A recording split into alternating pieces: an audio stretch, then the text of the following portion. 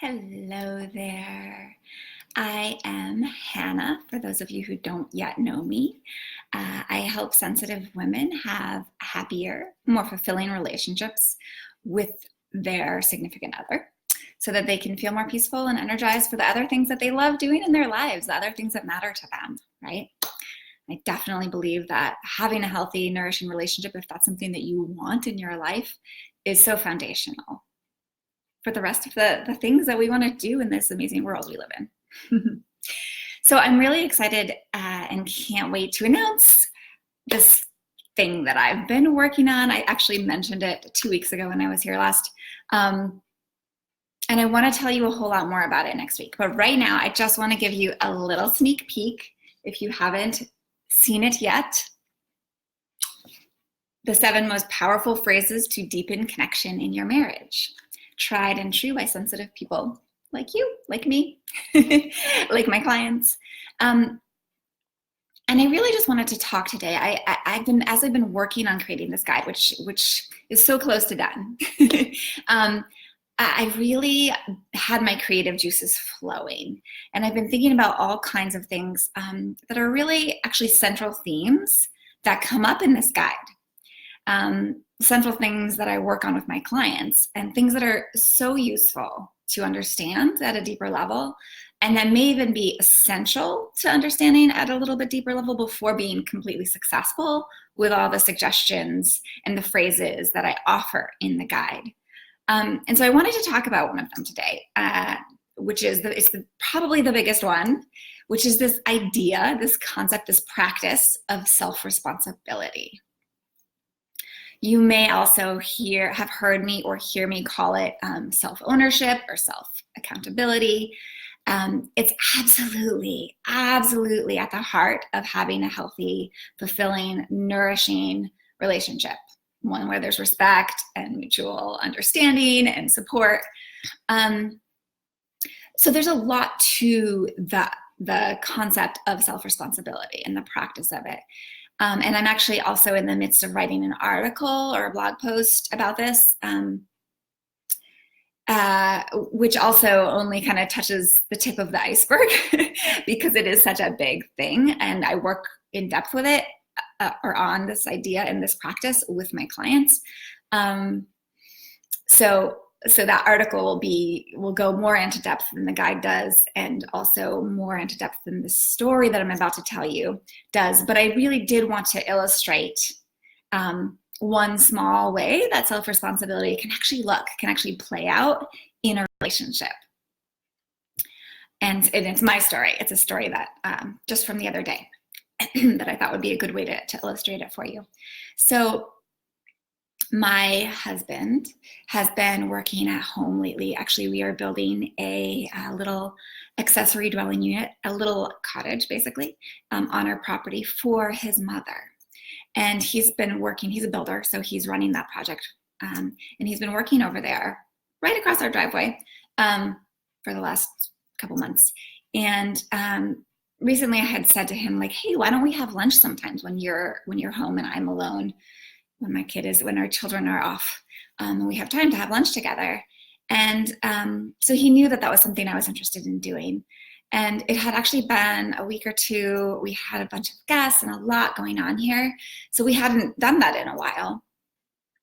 And so the other day he came in, and I wasn't on a client call at that time. So I was like, ooh, he's here. We're going to have lunch together.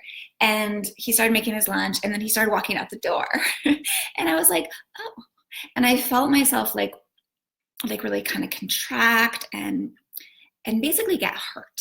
I felt that feeling that I feel when I'm hurt. And so my urge was to kind of accuse or blame or complain, right? To say something in kind of like I wanted to just go like, what, nah, like, nah, why do you never kind of thing, right? That's been my go-to instinct for years. But instead, I paused, and I quickly sorted through, did all this stuff that I now know how to do so well. And I said out loud to him, I'm telling myself the story that you don't care about me as much as them. And I said it from emotion, from a sort of a sad emotion, because that's what I was experiencing. And so if I had blamed him, he would have gotten defensive. I know this for sure. But instead, I just said, I'm telling myself the story that you don't care about me as much as them. And he looked at me and he said, oh, and he got it. He got it. I could tell he heard me. And yet he still chose to go have lunch with his coworkers. And so my next step there, being self-responsible, was to handle my own feelings around it, right? And so I just kind of sat with that feeling, right? That thinking that he liked them better than me, that he wanted to spend more time with them than me, that he cared about them more than me. I sat with how that kind of thinking, how that kind of story I was telling myself felt, right? And I actually had a couple tears or two. And then I just let it go, right? I let him be him. I didn't hold a grudge, right? I let him make the choice that he was wanting to make. And I recognized that it was all about how I was interpreting his desire to go have lunch with them, right? And I totally took responsibility for that experience that I was having, that I was creating out of his choice, from my interpretation of his choice, right? And I have to say, although it wasn't a fun process to experience that hurt and like all that drama in my head, it felt amazing to take responsibility for it, to know that it was coming from me and not him. Because then I didn't have a reason to be angry at him or like build this wall between us. I knew it was my own thing, right? And so in the end, we simply felt good and close, right? When he came back home from work or from across the street later in the day. And we had a lovely evening together, and we felt close, and it was just sweet. It was good. So I felt so proud that, and this is the power of it, right? Of taking responsibility, like to be able to not let an event like that become a problem that like gets worse or steamrolls into something bigger and like it becomes an argument or like, yeah. So this is really an illustration for you of what it looks of what self-responsibility looks like in action. And you know, there's a lot to that process that to my process that I went through there, like a lot that went into that I'm not going to get into right now. But I have found that, and so have my clients in huge ways, that this kind of process, this kind of taking responsibility for our thoughts and our feelings and the way that we communicate has amazing power to take the sting and the hurt out of our interactions, right, with our partner. And really, like I said, like create so much more closeness and understanding instead of creating divisiveness.